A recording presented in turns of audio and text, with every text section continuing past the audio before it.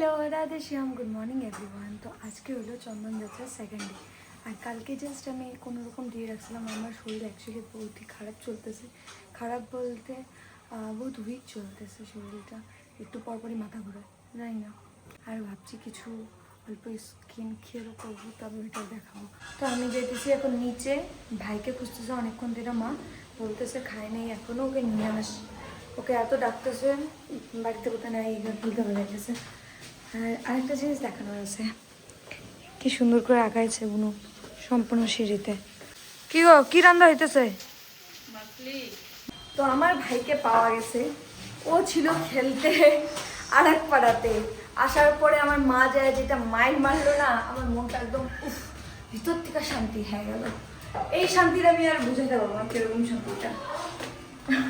আর আমার ভাইয়ের মুখটা একদম মিচি বিলাইয়ের মতন ছিল। দেখো দেখো, কই ও কই, কোথায়? এই যে কাকা। তো আমি দুপুরে প্রসাদ পাই, এমন ঘুম দিছি, সন্ধ্যা 6টার দিকে ডাইরেক্ট উঠছি। মা কয়টার দিকে পাইছি কত প্রসাদ? 2টা-2:30। এমন তো ঘুম দেই না, কি বা হয়েছে, যাই হোক ঘোরা করছি। তারপর উঠলাম, সন্ধ্যা দিলাম।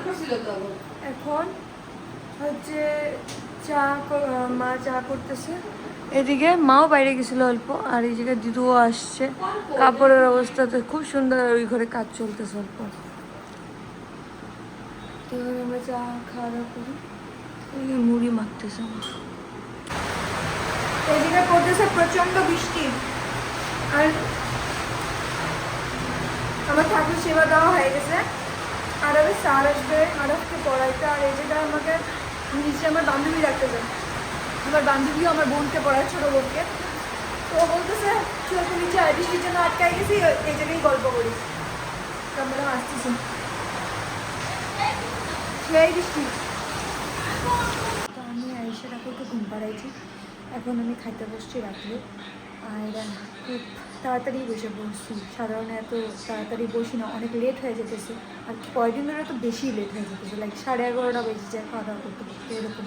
তখন বাজে 9টা, খাওয়া দাওয়া করেই আজকে ভিডিও এডিট করতে হবে।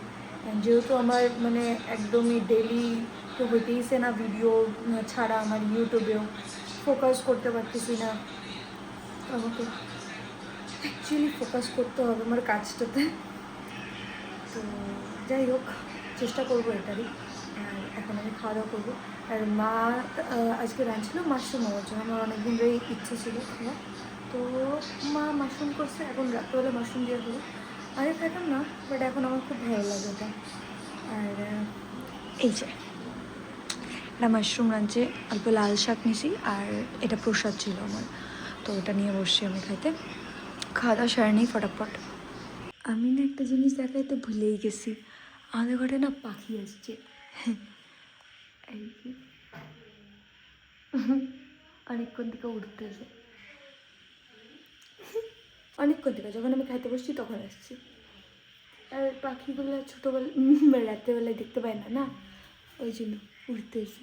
এই যে ফ্যানের উপরে, রাম, আমার তো সেই ভালো লাগে পাখি, তারপর বৃষ্টি, ফুল, আর আমার অন্যরকম ভালো লাগে এগুলো, বুঝাইতে পারবো না।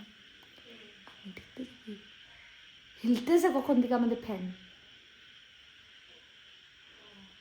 I think it is Sparrow. কি কিউট। তো খাওয়া দাওয়া করে রুমে চলে আসছি। আর এই জায়গায় আমাদের কারেন্ট নাইকা, ঠিক আছে, প্রচণ্ড পোকামাকড় দিয়ে ভরে গেছিলো। ওমা এটা কি, আমি তাই তো কই, আমার না শরীরে কিবা লাগছে, ওদের পোকা পুরো জ্বলতেছে। এটা কি পোকা? ওমা রেড রেড, মশারিটা না শুইতে হবে। তো এখন হচ্ছে ভাই এবার মশারি বাইর করতেছে। তো আমি এটাই বলতে চাইতেছি, তেল প্রচণ্ড মাথাও তো ব্যথা করতেছে, ভাবতেছি তেল দিই, ঠিক আছে। আবার ভাবলাম তেল যদি মাথায় দিই তাহলে আমি কি মুখের মধ্যে কি লাগাবো। আজকে আমি যে বলতেছিলাম যে সুন্দর করে আমি আজকে মুখে একটু কেয়ার করব, তো ওইটাও তো হইলো না। তো কালকে আগে আমি সুন্দর করে শ্যাম্পু ট্যাম্পু করবো, আগে অয়েলিং করবো, তারপর শ্যাম্পু ট্যাম্পু করবো। তারপর কালকে আমি সুন্দর করে ফেস মাস্ক লাগাবো, লিপস মাস্ক লাগাবো। তারপর হচ্ছে ডার্ক সার্কেলের জন্য আমার কাছে আছে তো আর ফুট মাস্কও আছে আমার কাছে। তো আমি ওগুলো কালকে পুরো সুন্দর করে সাইজে বসে থাকবো। আর আমার অনেকদিন ধরে থ্রেডিংও করা হয় না, ধুবড়িও যাবো ভাবছি, দেখা যাক কী কী করতে পারি কালকে। আছে ওকে। সো আজকের ভিডিও এতটুকুই রইলো, আশা করি সবার ভালো লাগবে। যদি ভালো লাগে থাকে দেন please like share subscribe to my channel. Thank you, bye by.